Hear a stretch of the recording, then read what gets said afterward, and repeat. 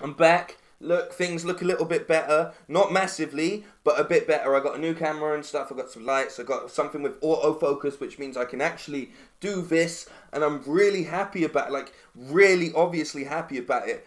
But in the space of about 2 weeks, like, things have fallen to shit. Firstly, let's talk about, like, Liam Neeson for a second. I'm not racist.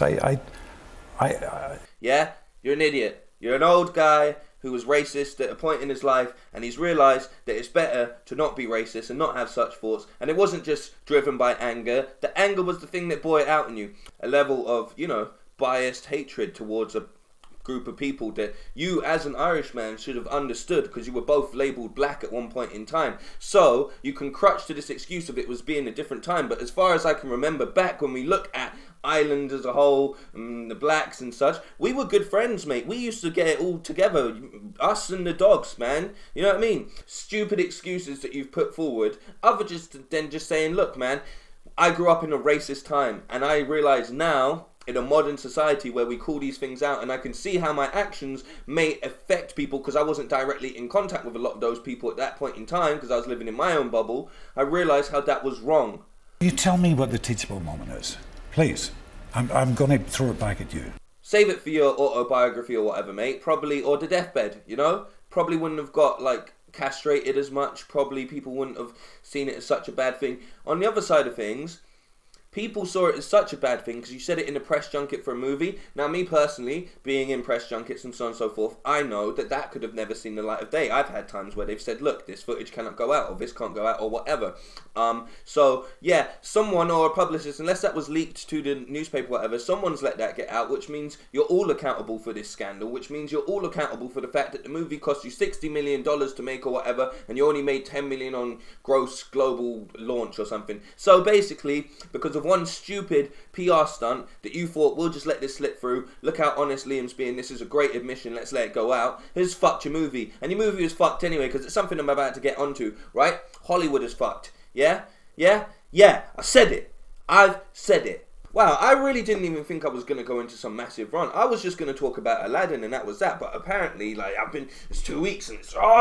When you have a movie that relies on talent like Liam Neeson, and he's just this old guy and the movie doesn't have that much substance and stuff, he's going to waffle on. Maybe I'm rabbiting on, Rob, so forgive me. In the interviews, that's what's going to happen. He may be media trained and whatever, but when the movie doesn't have that much substance to it, he's going to put something that he thinks, right, if I can talk about a personal element in here that ties me to the movie, that gives people a feeling that they can relate to that feeling, then they're going to come and watch the movie. No, mate, just say Liam Neeson's in it. That's the reason you made a movie, because Liam Neeson's in it, so go watch it because Liam Neeson's in it. Which brings me on to my next point.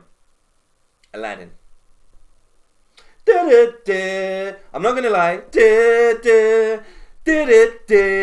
I'm not gonna I like as much as I don't want it to as I'm not gonna lie to you, as much as I don't want to be on board with this, the soundtrack sounds awesome already. I mean, obviously, you can't do Arabian Nights, Arabian Day. Like, you obviously can't do that because you'd just be flying over. You're like, come, let's take a look at this. Oh, look, like, this is the land before Bush and before all of the terrorism that was created by the US that they imposed on us to make us look bad. Look, come look at this massive, wonderful piece of Arabian culture.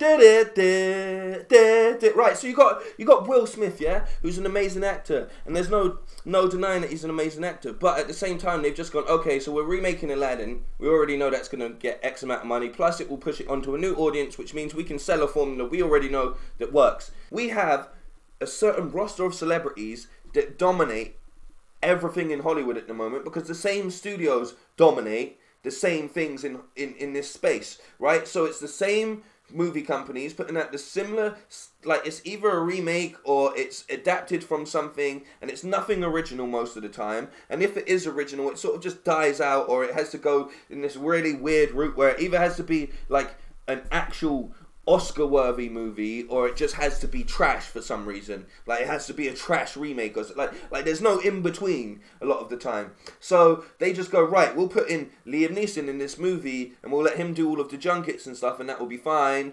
because it's Liam Neeson. How could that go wrong? He'll sell our movie. Right, we'll get Will Smith, who's, you know, arguably one of the biggest influencers online at the moment. As far as actually what influencers doing, he had a crazy year in 2018. There is no reason for him to play Genie other than a personal reason to, but at the same time, he's got Bad Boys and all of this stuff coming.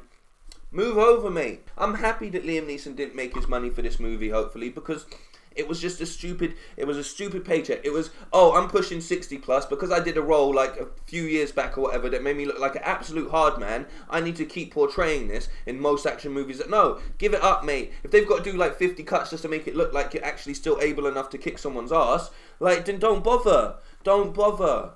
And the same goes with like Will Smith. If you're just going to take a movie just so you can be Will Smith in CGI painted blue, don't do it. I'll hold reserve because I love Will Smith and I want to watch the movie. But I am not. It's 2019, we're into February, and there's nothing in the cinemas that make me want to go, oh yeah, I want to see that. But at the same time, we're in a space where there's amazing television happening with all these actors that I've never even seen before a lot of the time, just putting in killer performances.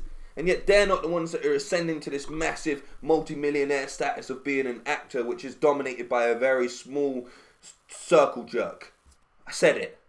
Hope you like the new setup. It's back to the old setup. If you watch the first few videos, I like this, like the red and the white. It's my balance. It's where I feel most comfortable. The fuck did I just say?